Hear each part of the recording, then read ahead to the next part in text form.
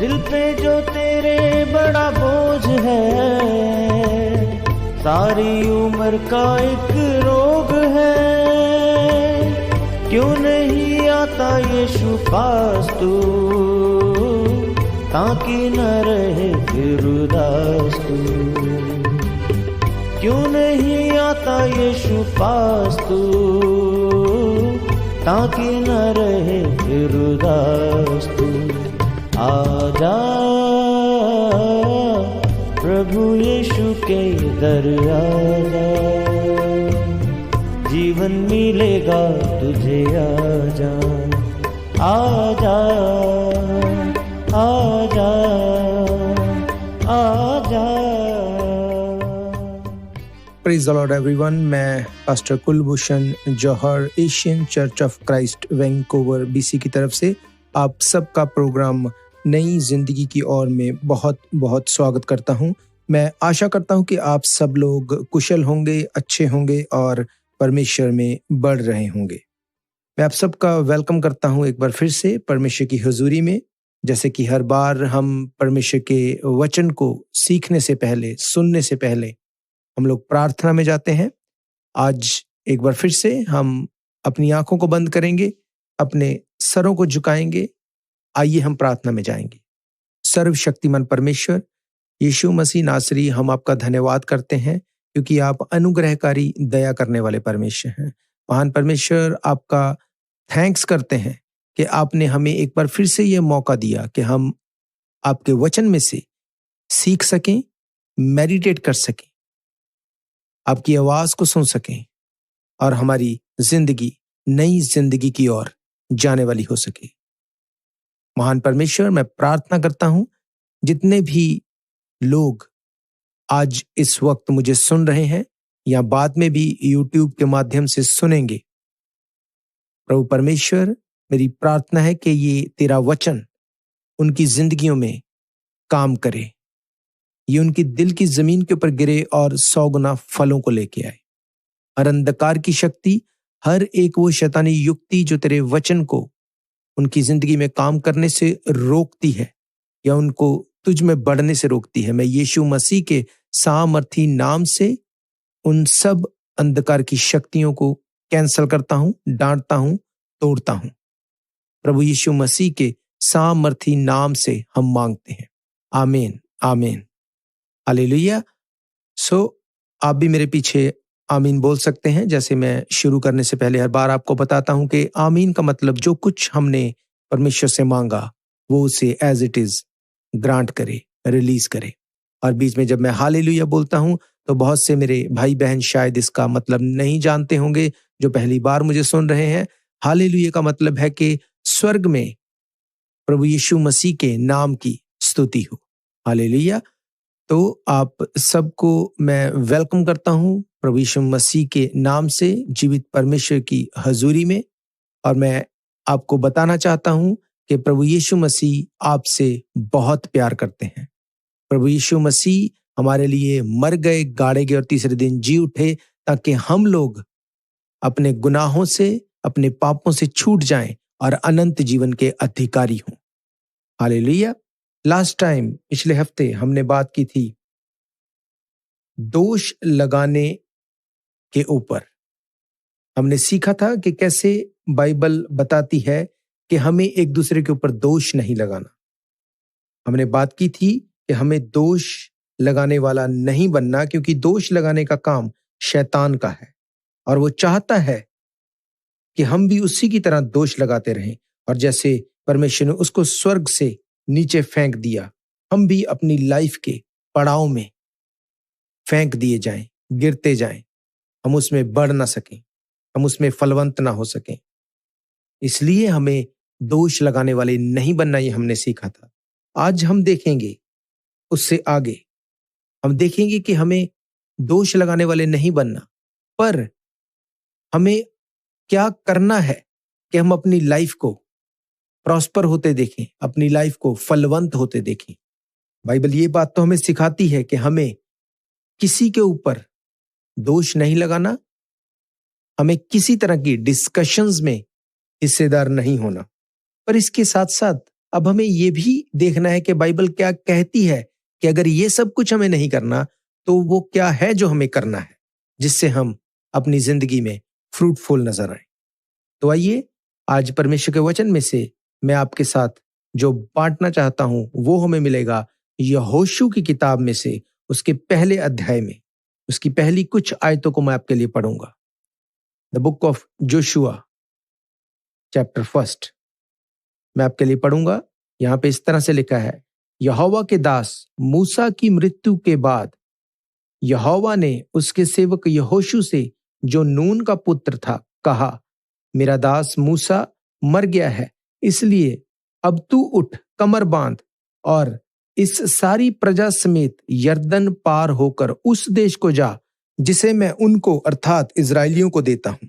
उस वचन के अनुसार जो मैंने मूसा से कहा था, अर्थात जिस जिस स्थान पर तुम पांव धरोगे वे सब मैं तुम्हें दे देता हूं। जंगल और उस लबानोन से लेकर परात महानन तक और सूर्यास्त की और महासमुंदर तक हित्तियों का सारा देश तुम्हारा भाग ठहरेगा। तेरे जीवन भर तेरे सामने कोई ठहर ना सकेगा। जैसा मैं मूसा के संग रहा वैसे ही मैं तेरे भी संग रहूंगा, और ना तो मैं तुझे धोखा दूंगा ना तुझे छोड़ूंगा। इसलिए हियाएं बांध और दृढ़ हो जा, क्योंकि जिस देश के देने की शपथ मैंने इन लोगों के पूर्वजों से खाई थी उसका अधिकारी तू इन्हें करेगा। इतना हो कि तू हियाएं बांध कर और दृढ़ होकर जो व्यवस्था मेरे दास मूसा ने तुझे दी उन सब के अनुसार करने में चौकसी करना, और उसमें ना तो दाहिनी मुड़ना ना बाहीं और मुड़ना। तब जहां जहां तू जाएगा वहां वहां तेरा काम सफल होगा। व्यवस्था की ये पुस्तक तेरे चित्त से कभी ना उतरने पाए। इसी में दिन रात ध्यान दिए रहना, इसलिए कि जो कुछ उसमें लिखा है उसके अनुसार करने की तू चौकसी करे, क्योंकि ऐसा ही करने से तेरे सब काम सफल होंगे और तू प्रभावशाली होगा। आमीन। परमेश्वर अपने वचन के पढ़े और सुने जाने के ऊपर आशीष दे। तो इस हिस्से को, जैसा कि मेरे बहुत से भाई बहन इस हिस्से को जानते हैं, इसमें हम देखते हैं कि जब परमेश्वर ने मूसा के बाद यहोशू को अपने लोगों को उस वायदा की हुई धरती के ऊपर उस देश में ले जाने के लिए उसको चुना, तो परमेश्वर ने उसको कुछ इंस्ट्रक्शंस दी। परमेश्वर ने उसको कहा, जैसे मैं उसकी अगुवाई करता था मैं तेरी अगुवाई करूंगा। तू इन लोगों को उस वायदा की हुई धरती पे, उस देश में ले जाने पाएगा जिनकी शपथ मैंने इनके पूर्वजों से खाई थी। पर परमेश्वर ने यहां पर यहोशू को कुछ ऐसा कहा जिसको करने के बिना यहोशू इन लोगों को वायदा किए गए देश में नहीं ले जा सकता था। परमेश्वर ने उसको कहा, व्यवस्था की ये पुस्तक तेरे चित्त से कभी ना उतरने पाए। मीन्स वर्ड ऑफ गॉड, परमेश्वर के वचन, ये तेरे मन में, तेरे मुंह में हमेशा बने रहें। और दूसरी बात यहां पर कही कि इसी में दिन रात ध्यान दिए रहना, इसलिए कि जो कुछ इसमें लिखा है, मीन्स परमेश्वर के वचन में जो लिखा है उसी के अनुसार करने की तू चौकसी करना। ऐसा करने से तेरे सब काम सफल होंगे और तू प्रभावशाली होगा। परमेश्वर यहां पर ना सिर्फ यहोशू को चुनने के बाद उस देश में अधिकारी होने के लिए लेके जा रहा था, पर उसके साथ साथ उसे इस बात को भी बता रहा था कि तुझे सिर्फ एक ही चीज तेरी डेस्टिनेशन के ऊपर लेके जा सकती है, अगर तू वर्ड ऑफ गॉड के ऊपर मेडिटेट करेगा। हालेलुया। तो आज का हमारा विषय यही रहेगा कि हमें परमेश्वर के वचन के ऊपर मेडिटेट करना है। नो मैटर व्हाट, हमें सबसे पहला काम हमारी लाइफ में जो करना है वो ये कि हमें परमेश्वर के वचन के ऊपर मेडिटेट करना है। हालेलुया। याद रखो, अगर हम अपने हालातों की तरफ देखते रहेंगे तो हम उन्हें ही मेडिटेट करते रहेंगे और हम लॉस में जाएंगे। पर अगर हम परमेश्वर के वचन पर मेडिटेट करेंगे, उसे मनन करेंगे, तो हम हालात को बदलते हुए देखेंगे। हालेलुया। परमेश्वर जानता था कि यहोशू का मन कच्चा होगा, वो अंदर से डरेगा, क्योंकि उसे पता है कि जब ये लोग मूसा को इतना ज्यादा तंग करते थे तो मैं तो कुछ भी नहीं हूं। वो जानता था कि मूसा को कितना हार्ड टाइम ये देते थे। परमेश्वर ने कहा कि तू इस सिचुएशन के ऊपर मेडिटेट मत कर, पर तू मेरे कहे गए वचन के ऊपर मेडिटेट करना, तो तू सफल होगा और प्रभावशाली होगा। मीन्स अगर तू ऐसा करेगा तो तू इनको उस वायदा की हुई धरती के ऊपर लेके जाएगा और जो दर्शन मैंने तुझे दिया उसको तू पूरा होता हुआ देखेगा। हालेलुया। सेम सिचुएशन आज हमारी लाइफ में हम देखते हैं। हम जानते तो हैं हमारा फ्यूचर परमेश्वर के हाथ में है। हम जानते हैं कि परमेश्वर हमें घटी में नहीं लेके जाएगा, पर हम एक चीज भूल जाते हैं कि हम उसके वचन के ऊपर मेडिटेट करेंगे, तभी हम उस वायदा की हुई धरती के ऊपर पहुंच सकेंगे, उस अपनी डेस्टिनेशन के ऊपर पहुंच सकेंगे। आज हम सिर्फ अपनी प्रॉब्लम के ऊपर मेडिटेट करते हैं, इसलिए हम परमेश्वर के उन प्लान्स के बीच में नहीं जा पाते। 2 कुरिन्थियन 4 अध्याय उसकी 18 आयत में लिखा, हम तो देखी हुई वस्तुओं को नहीं परंतु अनदेखी वस्तुओं को देखते हैं, क्योंकि देखी हुई वस्तुएं थोड़े ही दिन की हैं परंतु अनदेखी वस्तुएं सदा बनी रहती हैं। हालेलुया। देखी हुई वस्तुओं के ऊपर हम मन नहीं लगाते हैं। देखी हुई वस्तुएं क्या है? देखी हुई हर वो चीज जो हमारी प्रॉब्लम है। हमें लगता है कि हमारा करियर खत्म हो जाएगा, हमें लगता है कि हमारा फाइनेंस खत्म हो जाएगा, ये बीमारी मेरी जान ले लेगी, मेरे हालात सुधर नहीं सकते, मेरी फैमिली बच नहीं सकती। बाइबल कहती है कि हम देखी हुई बातों के ऊपर मेडिटेट नहीं करते। बाइबल कहती हम अनदेखी बातों के ऊपर मेडिटेट करते हैं। अनदेखी बातें जो परमेश्वर ने हमें प्रॉमिसेस दिए, उसने कहा इस वचन के ऊपर तू मेडिटेट करते रहना तो तू सफल होगा और प्रभावशाली भी होगा। इसका मतलब जो हमें नजर आता है वो हमारे लिए नहीं है। फेलियर हमें नजर आता है, शैतान हमें अट्रैक्ट करता है उन चीजों के ऊपर जो हमारी लाइफ में फेलियर को लेके आती हैं, पर बाइबल कहती उन चीजों के ऊपर मेडिटेट नहीं करो, वो आपके लिए नहीं है। बाइबल क्या कहती है उसके ऊपर मेडिटेट करो। आपके हालात क्या हैं उसके ऊपर चिंता मत करो। परमेश्वर का वचन कहता है हर एक चीज मिलके भलाई ही को लेके आएगी उनके लिए जो परमेश्वर से प्रेम करते हैं। कुछ भी क्यों ना हो जाए, अगर हम परमेश्वर के वचन को मेडिटेट करेंगे तो हम कभी भी लॉस में नहीं जा सकते।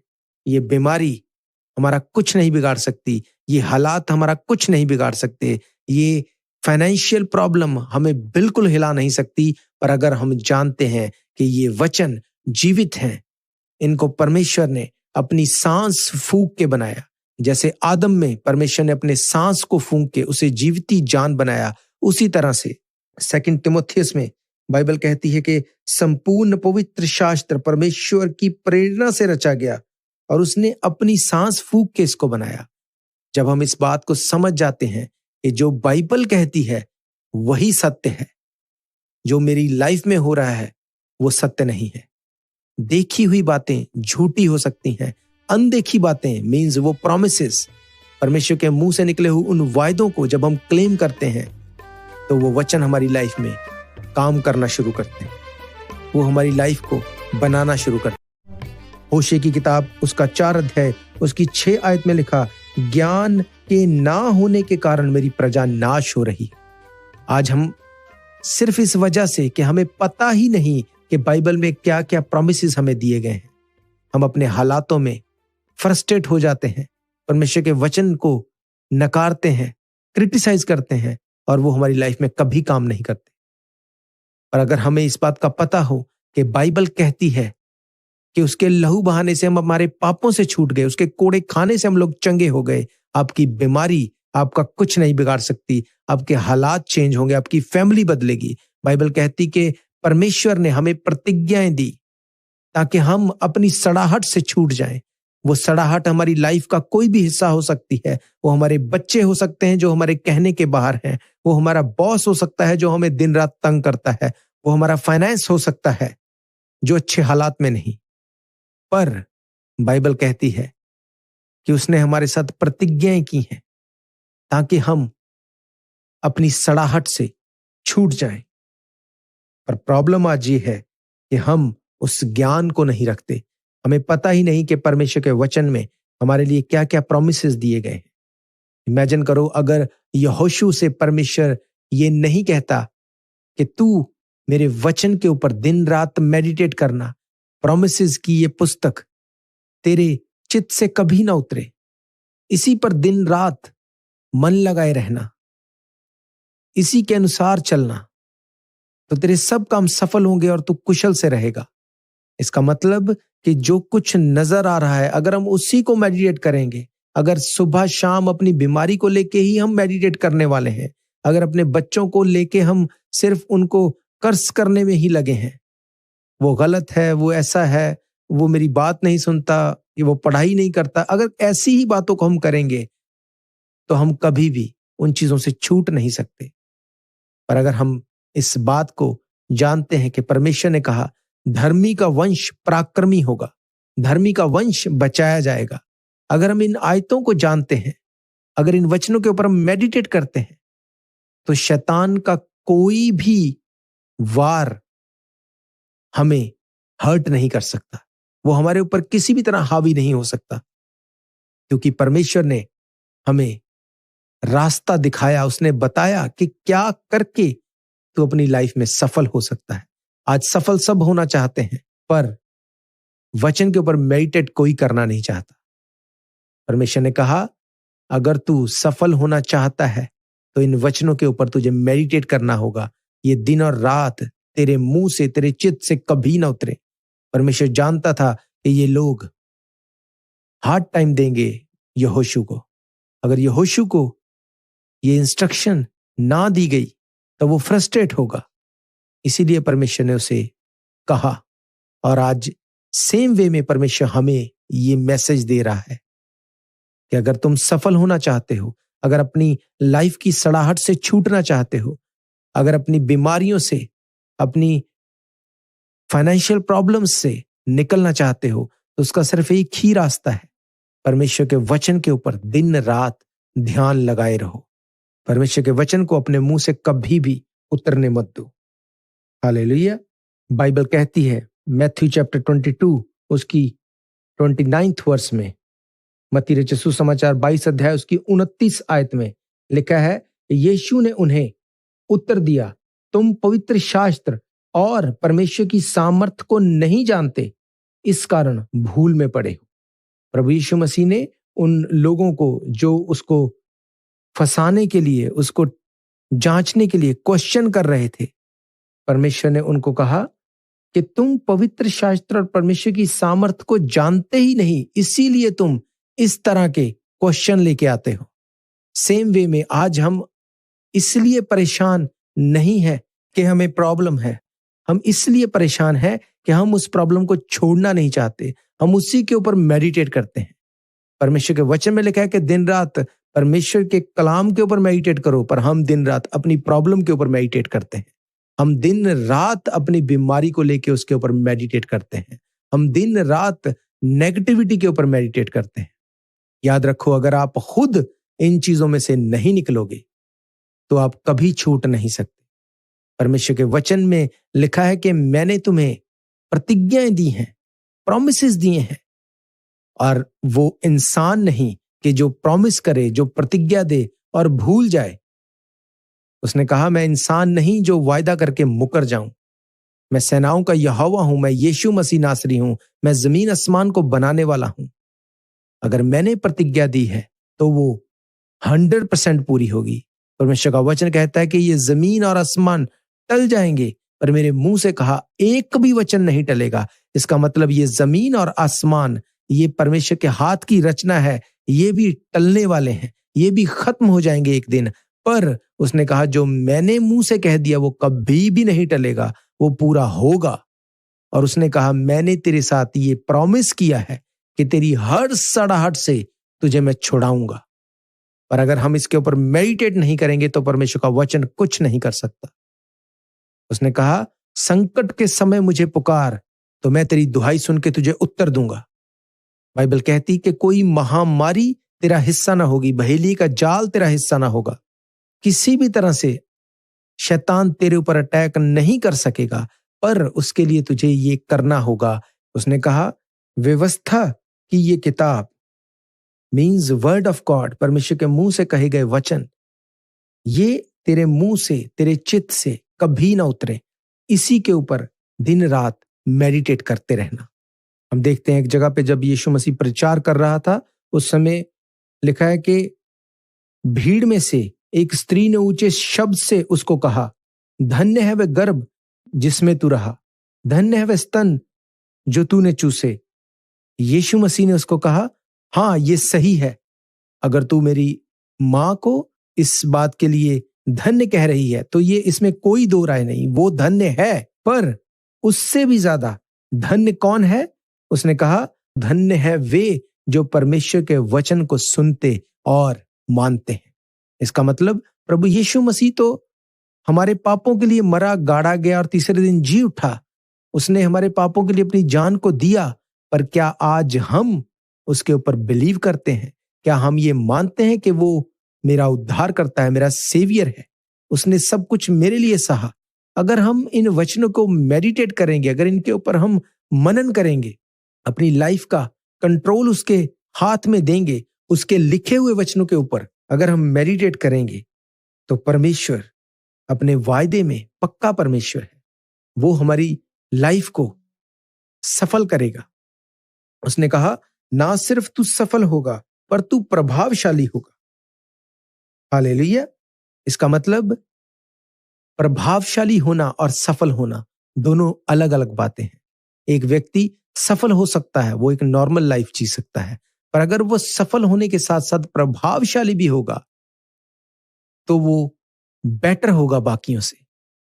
बाइबल कहती कि मैं तुम्हें सर बनाऊंगा, तुम्हें पूंछ नहीं बनाऊंगा। अगर परमेश्वर का कलाम जो जीवित है, मैंने आपको पढ़ाया 2 तिमुथियुस में लिखा कि ये संपूर्ण पवित्र शास्त्र परमेश्वर की प्रेरणा से रचा गया, उसने अपनी सांस इसमें फूंकी।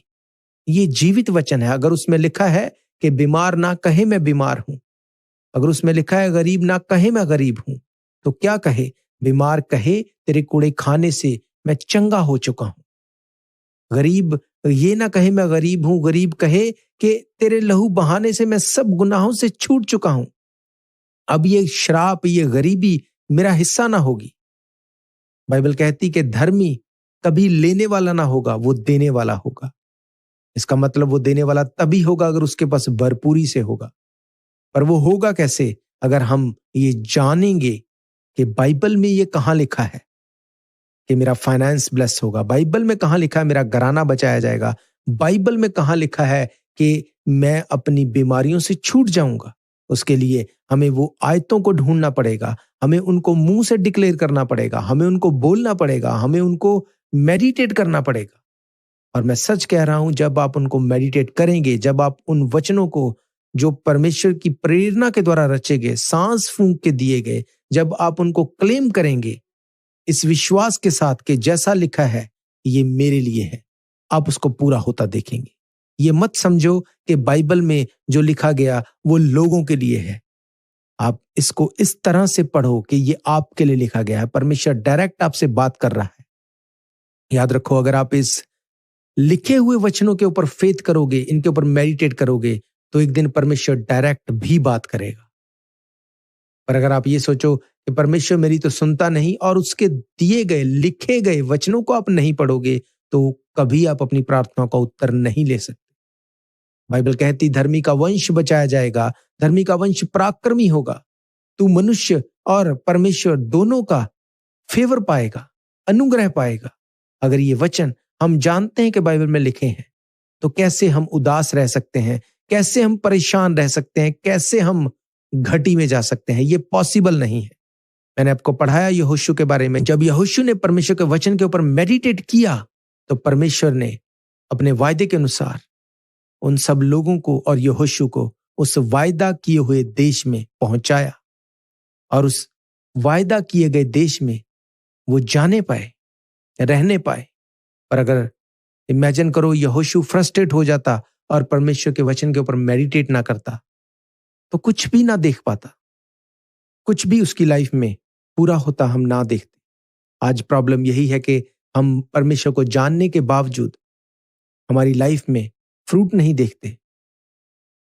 हम अपने आप को सालों बाद भी उसी जगह पे खड़ा हुआ देखते हैं। जब ऐसा अपनी लाइफ को हम पाते हैं तो हम परमेश्वर को दोष देना शुरू करते हैं। हम बोलते हैं परमेश्वर तो हमारी प्रार्थना को नहीं सुनता, परमेश्वर को पता नहीं चलता, परमेश्वर को सुनाई नहीं देता। बाइबल कहती जिसने तेरे कान बनाए उसके कान हैं, जिसने तेरे मुंह को बनाया उसका मुंह है। अगर उसने तुझे जबान दी तो वो भी बोल सकता है। पर बाइबल कहती तेरे अधर्म के कामों के कारण उसने अपना मुंह तुझसे ऐसा फेर लिया है कि वो तेरी प्रार्थना की ओर कान नहीं लगाता। अधर्म के काम सिर्फ पाप करना नहीं, परमेश्वर के वचन के ऊपर मेडिटेट ना करना भी एक अधर्म है। हम उसके लिखवाए गए वचनों के ऊपर विश्वास नहीं करते तो कैसे हम बच सकते हैं शैतान से? हमें परमेश्वर को प्यार करना है, उसके वचन को भी प्यार करना है। उसने कहा यदि तू इस व्यवस्था की पुस्तक को प्यार करेगा, वर्ड ऑफ गॉड के ऊपर तू चलेगा, मेडिटेट करेगा, तो तू सफल होगा और तू प्रभावशाली होगा। हालेलुया। तो मेरा फेथ है कि आप आज के बाद परमेश्वर के वचन के ऊपर मेडिटेट करेंगे, उनको पढ़ेंगे, अपने मुंह से उनको डिक्लेयर करेंगे, घोषणा करेंगे अपने मुंह से। याद रखो, जिस चीज को आप अपना मुंह खोल के घोषणा नहीं कर सकते उसको आप कभी अपनी लाइफ में ले नहीं सकते, पूरा होते हुए नहीं देख सकते। तो मेरा फेथ है आप इन वचनों को फिर से सुनेंगे। आप हमारे YouTube चैनल के ऊपर जाकर आप डेट वाइज इसको सर्च कर सकते हैं। आप इसको फिर से सुने, इसके ऊपर मेडिटेट करें और मेरा फेथ है परमेश्वर का वचन आपकी जिंदगी में काम करेगा। हालेलुया। आइए हम आखिरी में प्रार्थना में जाएंगे, अपने सिरों को झुकाएंगे, अपनी आंखों को बंद करेंगे। सर्वशक्तिमान परमेश्वर यीशु मसीह नासरी, मैं आपका धन्यवाद करता हूं इन अच्छे वचनों के लिए। आपके वचन से आज मैंने देखा कि अगर तेरे कलाम के ऊपर, वर्ड ऑफ गॉड के ऊपर हम मेडिटेट करेंगे तो कोई अंधकार की शक्ति मेरा हिस्सा नहीं हो सकती, कोई शैतान का श्राप मेरी लाइफ का हिस्सा नहीं हो सकता। महान परमेश्वर, मैं प्रार्थना करता हूं जितने मेरे भाई बहन बच्चे बुजुर्ग इस वक्त मुझे सुन रहे हैं, यीशु मसीह के सामर्थी नाम से जब वो तेरे वचनों को सुनते हैं उनकी जिंदगी में वो वचन काम करे, क्योंकि ये तेरा वचन जीवित है। और पिता परमेश्वर उनकी जिंदगियों में फ्रूट नजर आए, फल नजर आए, उनकी जिंदगियां सेम न रहे। अगर मुझे कोई मेरा भाई बहन बच्चा या बुजुर्ग देख रहा है जो बीमार है, कमजोर है, पाप में है, यीशु के नाम से मैं घोषणा करता हूं उनकी लाइफ के ऊपर कोई बीमारी उनका हिस्सा ना होगी। वो पापों से छूट चुके हैं, वो यीशु मसीह के ऊपर ईमान लेके आएंगे, वो प्रॉस्पर होंगे, वो सफल होंगे और प्रभावशाली होंगे। यीशु मसीह के सामर्थी नाम से हम मांगते हैं, आमीन आमीन। आप भी बोल सकते हैं आमीन।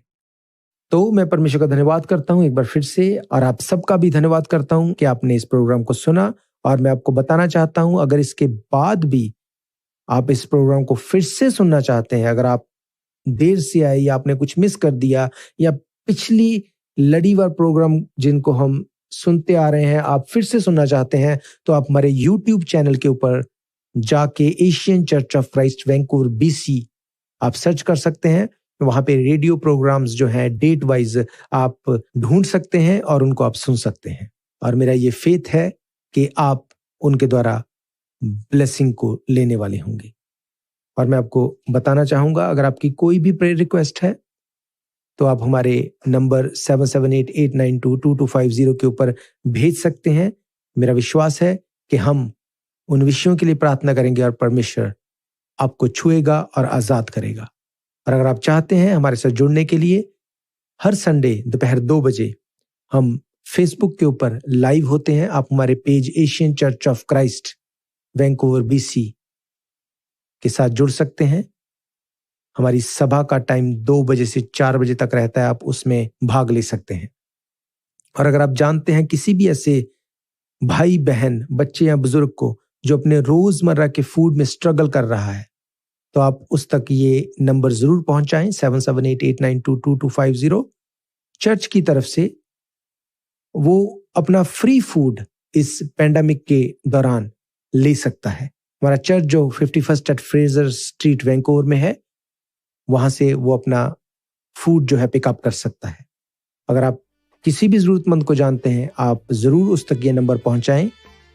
परमेश्वर आपको आशीष दे, ब्लेस करे। हम फिर मिलेंगे नेक्स्ट वीक सुबह 7 बजे परमेश्वर की हजूरी में। तब तक के लिए आप सबको प्रेज द लॉर्ड, जय मसीह की। God bless you all. Thank you. शायद ये मौका होगा आखिरी, तुझको बुला रहा है नासरी।